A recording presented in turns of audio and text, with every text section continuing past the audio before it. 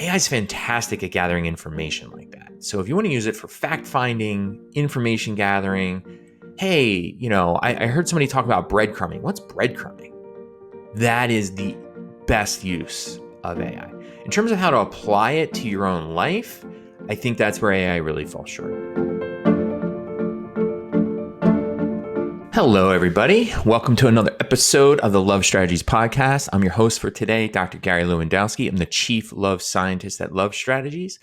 I got to tell you, super excited about today's episode. Have you ever had an idea that's just been kind of like, you think it's a good idea and it's been floating around in your head for a little while, but it's just not quite there yet? Well, I've had an idea for a podcast that I've wanted to do for like 6 months or so. And it wasn't until today, I went for a run and I just started thinking about today's topic. And I don't know, it's just like there's something about this morning running, I don't know, it just all kind of came together.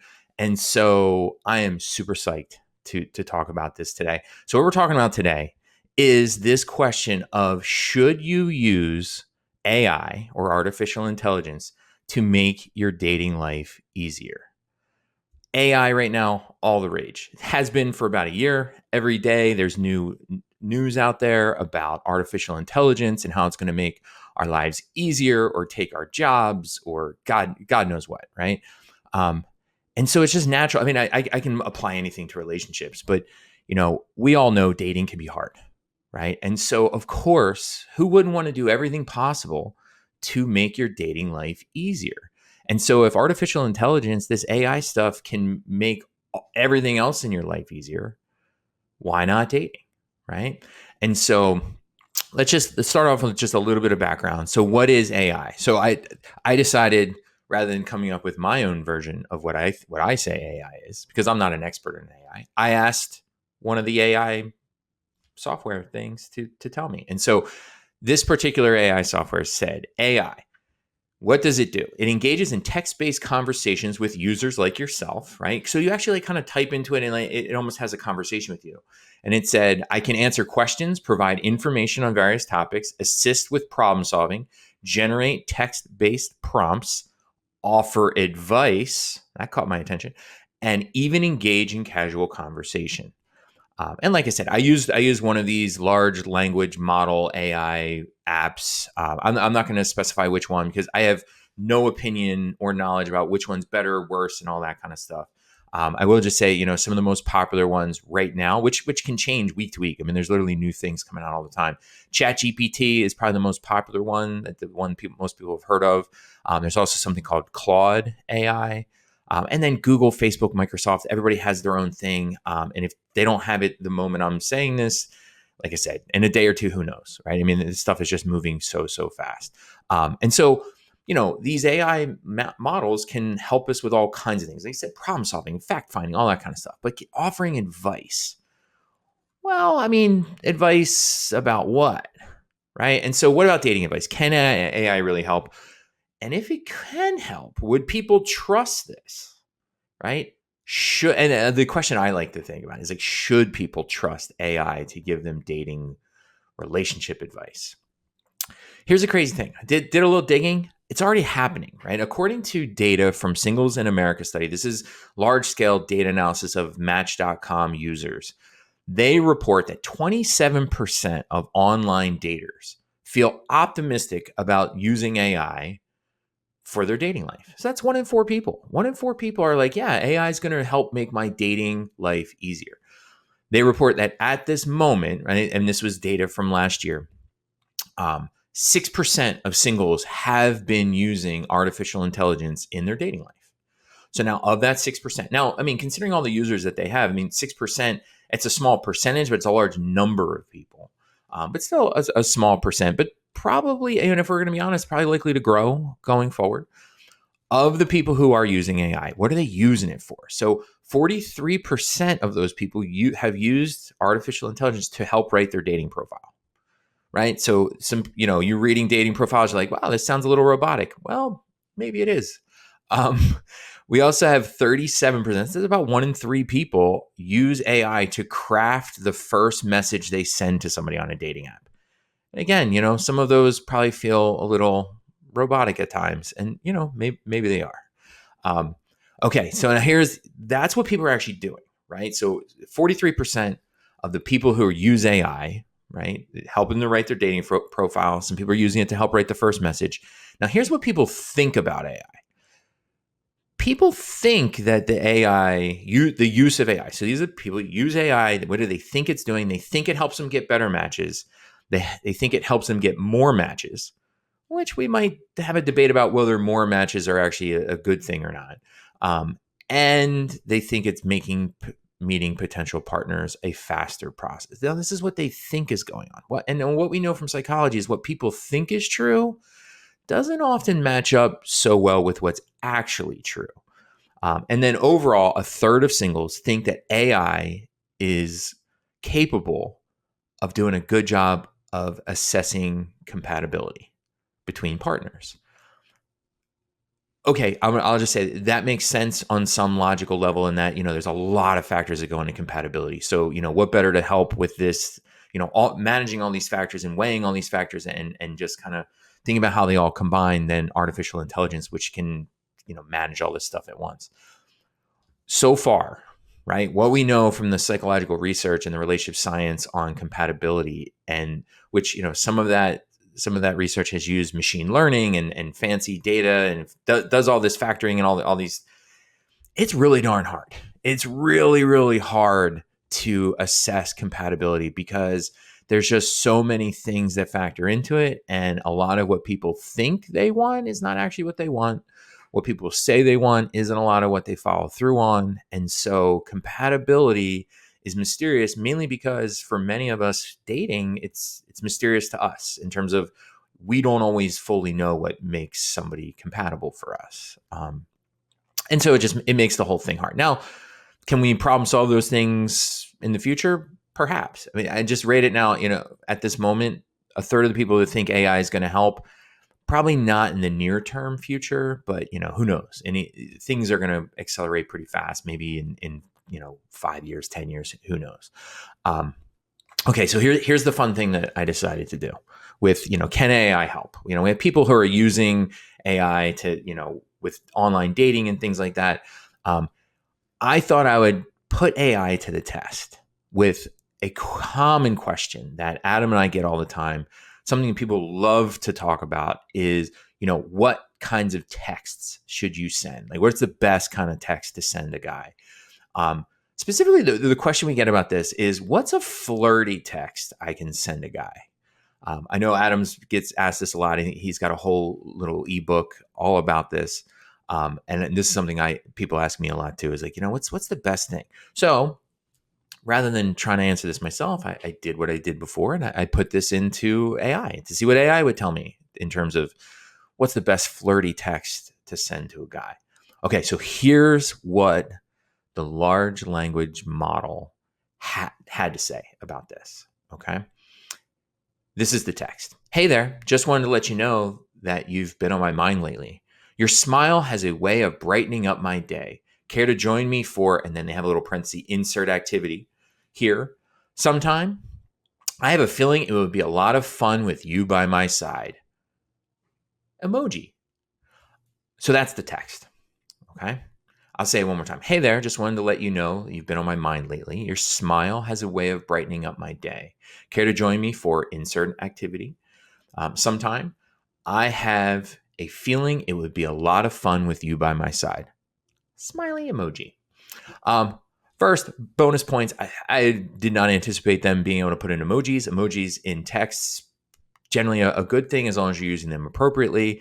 The one they chose, it's like a smiley, rosy cheek face. It doesn't seem as so flirty to me. And in any case, okay. So with that suggestion, on a scale of 1 to 10, I'd put that text at about a solid 3.5. It's not great.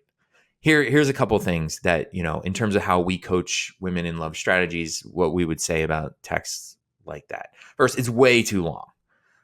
Guys don't want to read a paragraph. They don't want an essay. They don't, even though you're saying a lot of nice things in there, it's like we want quick, punchy, right? Like let's get to the point. The other thing that's going on in that text is there's a lot of chasing. And chasing are saying things like, you've been on my mind, care to join me? Like you're inviting him on things. And it's the opposite of what we coach, quite honestly. We coach, have the guy take the lead. You want to be approachable. You want to make sure you're showing interest, but it's kind of up to him to pace things, take the lead, move things forward. You don't want to give off any sort of needy or pick me energy. And a text that says, you've been on my mind, care to join me? Particularly early stages of a relationship. You're in the first month, couple weeks, couple dates. Like you don't want to be putting that out there. The other thing that this text from the AI does, it focuses on a smile. Like your smile has a way of brightening up my day. Okay, cheesy canned line aside, we would suggest when we coach women on texts, like don't focus on physical features, right? Like we want to make this not about anything physical, not anything superficial. Focus on character. Character is enduring. Like focus on his intellect, his humor, things like that, and things, quite frankly, that other women aren't necessarily going to focus on. Like it's so obvious and expected, and maybe even a touch boring to focus on superficial qualities like your smile. Like okay, but like, you know, you're something about how funny he is, how inspiring, anything that's just kind of a little bit out of the norm. That, and again, not physical thing. The last piece I would say about this text, in the last line, I have a feeling it would be a lot of fun with you by my side. Definitely flirty. I would say we suggest, right? Be cautious with texts early on, especially about making things too suggestive or overly sexual. Because here's the thing, his mind goes there anyway, doesn't need help, doesn't need encouragement. And you don't want to start a relationship based solely on him finding you physically appealing. That's great for the short term. It feels amazing short term, but that has a way of not lasting. It fizzles out very quick. And so he's automatically going to think those thoughts anyhow. He doesn't need you to encourage those thoughts. And so I would suggest staying away from the physical. Okay. So like I said, I mean, that text, a scale of 1 to 10, solid, maybe a 3.5, maybe a 4 for use of emoji. Who knows? Here's the thing. I wanted to keep doing this over and over and over again. And then I did a lot. It doesn't get much better, but so I do want to just one more that I asked it. So what you can do is after it gives you a response, you basically can say, can you try again? Right. And it's because it's conversational, just kind of throw it out there. So I said, same thing, it was the same original prompt. After they gave that first one, I said, hey, can you try again? So here's the second attempt, right? This is from artificial intelligence, right? Second attempt at a text, flirty text. It says, hey, handsome, just a friendly reminder that you make my heart race every time I see you. Goofy, winky sort of emoji. How about we grab a coffee/drink sometime and continue this electrifying connection we've got going on? Question mark. Can't wait to see that charming smile of yours again. All right, so I'm going to read that one more time. This is the AI generated flirty text. Hey, handsome, just a friendly reminder that you make my heart race every time I see you. Awkward flirt winky emoji. How about we grab a coffee drink sometime and continue this electrifying connection we've got going on? Can't wait to see that charming smile of yours again. Okay. This one, I feel like, I don't know, maybe because it's the second attempt and I just had aspirations that it would get better. This is a 3 out of 10. Like this somehow feels worse to me. Again, it's super long. Like we don't want these long things. They use an emoji again. Okay. This one was even weirder. I don't know, the winky. It was like, it's not even like the flirty wink. It's like the sly smile. Like, I don't know. There's a lot of cheesy lines in here, right? Like you make my heart race. Like, come on. Like that's no reasonable person should talk like that. It sounds like a bad romance novel, right? Which these AI models, they grab everything that's been written that they can get their hands on, their virtual hands on, so to speak. So it's not surprising that kind of stuff gets in there because it's like pseudo overly saccharine romanticism. It's just ugh. instead of you, like, so this text basically says, it kind of puts you in the driver's seat of setting the date for going for a coffee or drink. And, again, that's a little bit of chasing, better than the last one, but this is a little bit of chasing. And so what we would suggest when we coach women on sending texts and how to have these interactions is, rather than you setting the dates, you say something like, you should plan a coffee date for us, right? So you make it clear you want to go on a coffee date, but it's leaving it up to him to actually put it into practice, right? It's getting him to invest in the relationship. And that is super, super important to make sure he's got some buy-in, he's got some investment, he's putting, as they say, some skin in the game. So that's what we would suggest. We wouldn't say, you start making all the plans and all that stuff. So I always say lean back so he can step forward, right? Lean back so he can step up, any way you want to think about it. I'd also just say this one, I like 3 out of 10, because I find this text really cringy. There's a part in there that says electrifying connection that we've got going on. No, don't ever write that. That's awful, awful. I mean, let's not be about writing stuff, but seriously, can't wait to see that charming smile. Ah, come on. Like, that's bad too. Let's continue this electrifying connection.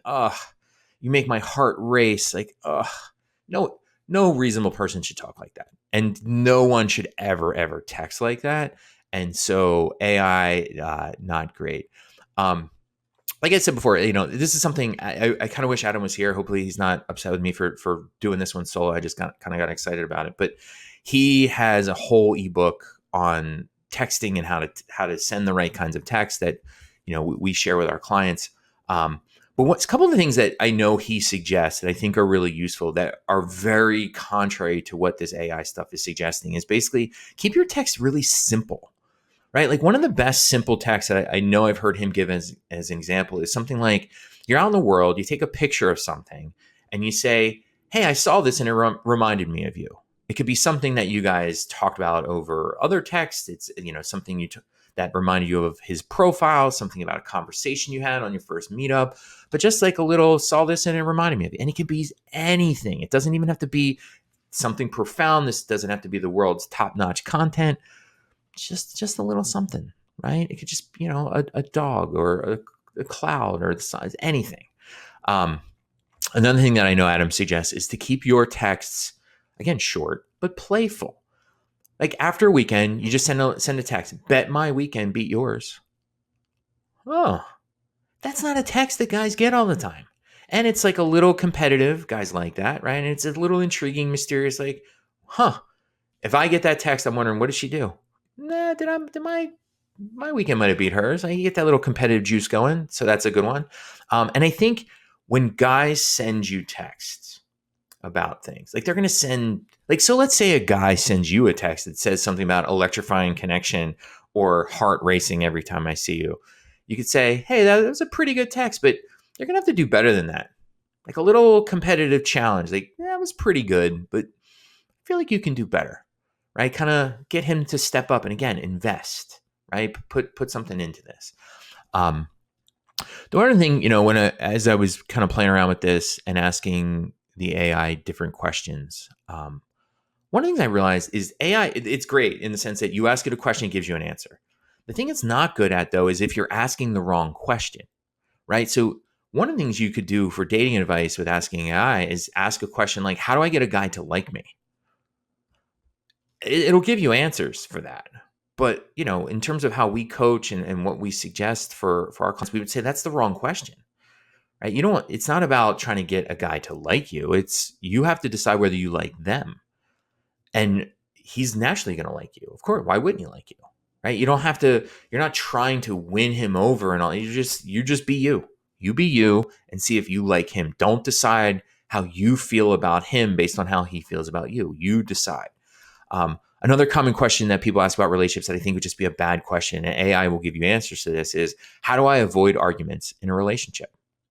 Right? And we would say, and I say this to clients all the time, you don't avoid arguments. That's the last thing you want to do.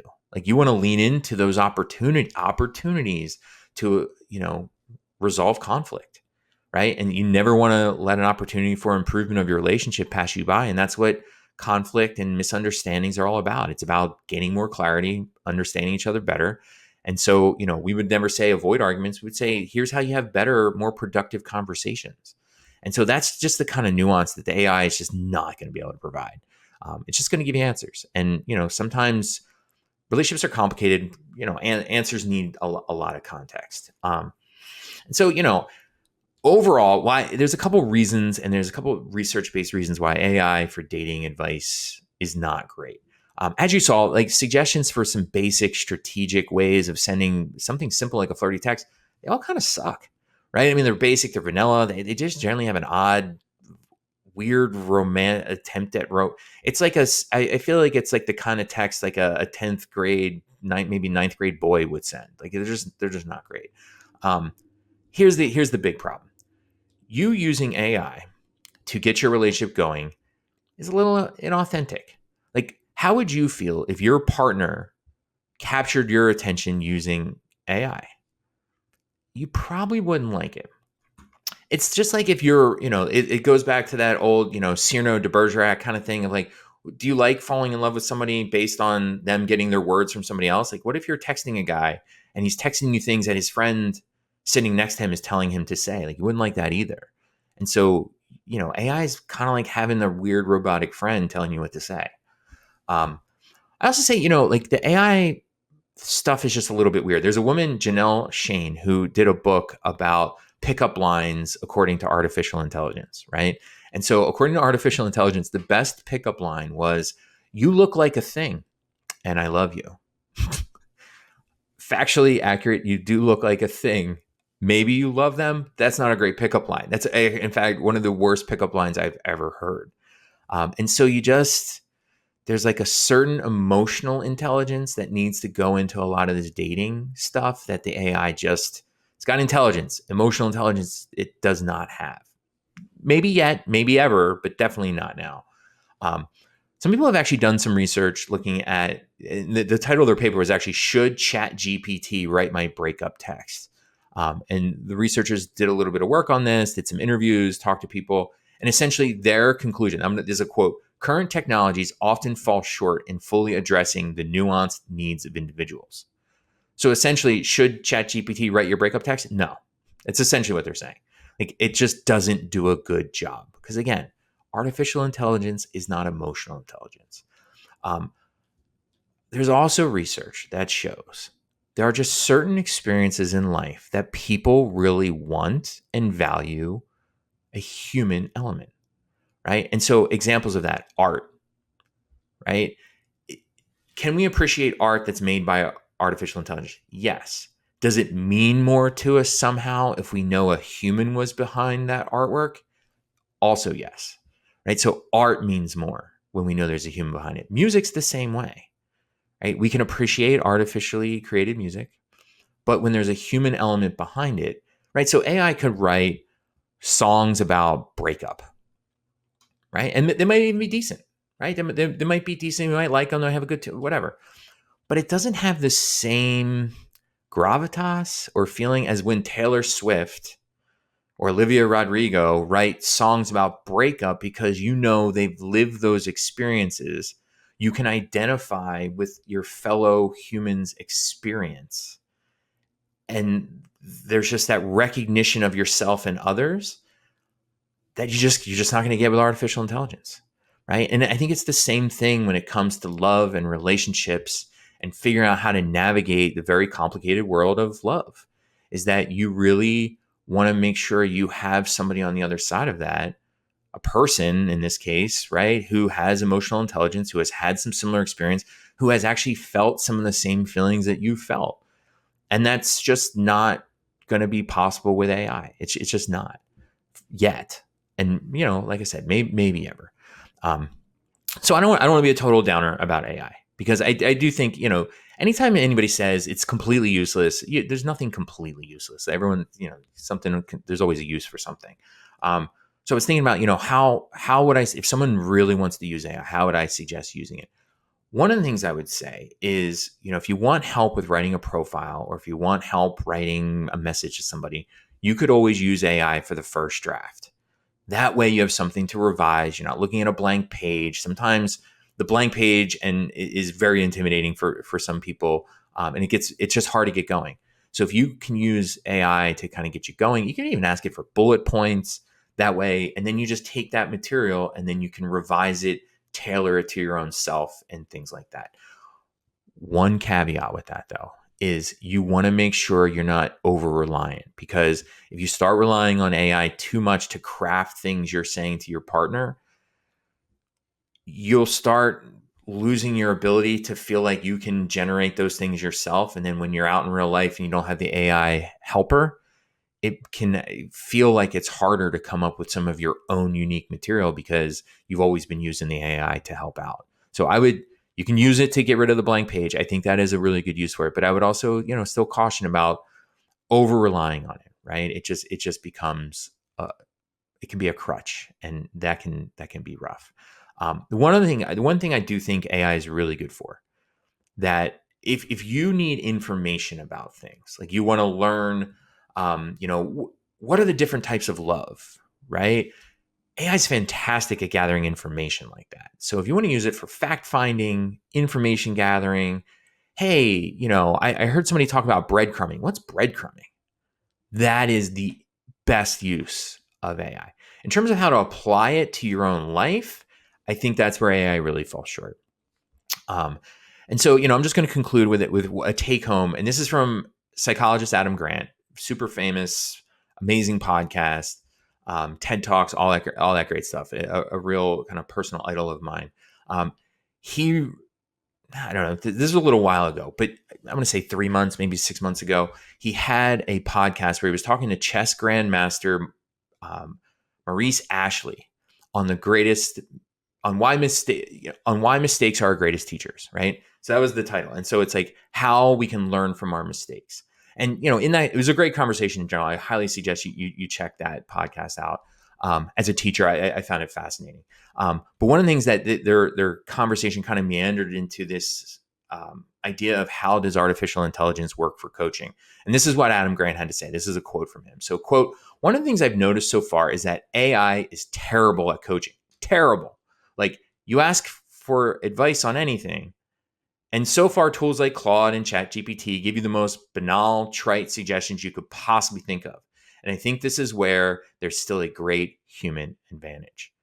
And like most things, I agree with Adam Grant.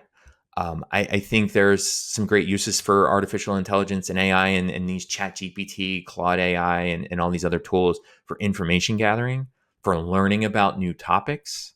But when it comes to practical, strategic, let's put this stuff to use to make our love life and dating experience better, got some serious doubts. I think, like Adam Grant says, there's still a great human advantage, because once again, emotional intelligence is different from artificial intelligence, and dating really, really at this point in our lives, thankfully, in my opinion, requires a whole lot of emotional intelligence. So, hopefully, I like I said, I was super jazzed to talk about this for a very, very long time. So, if you stuck around to the end, hopefully you find this as fascinating as I do. And, we'll just kind of see where this AI takes dating in the future.